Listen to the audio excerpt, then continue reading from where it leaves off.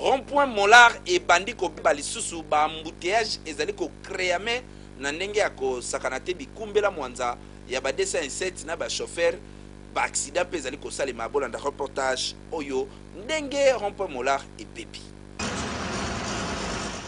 cause ya embouteillage monene ezali ko salama awa na rond-point molar kino bima ipak kino kota 24 novembre ezali yango yo mabulu o ezali awa na rond-point molar population bakumi mituka bazali ko nyokwama soki ekomi 8h soki ekomi 15h en tout cas awa toyebite demi-tour muto sengeli akota nzela nini population bazali ko nyokwama basengi na bakonda 5 chantier batala esika o malamu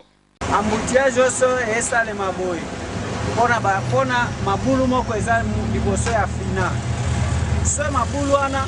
ba chauffeur baebo etango baoya badevie na bango bakoti boye bakoti lubemba babimi mapezo baeko kale siko bao baokende selembao nde embouteillage wana esale mabongo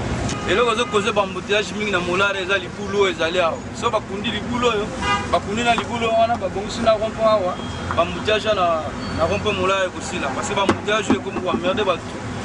ekomi donc moyen te embouteillage oyo eleki trop mingi mikolo eleki bayaka kobwaka bakaesi awa kasi lokola basopaki gudon likolo te yango etimwami lisusu libulu oyo bozali komona ezali konyokola bakumbi mituka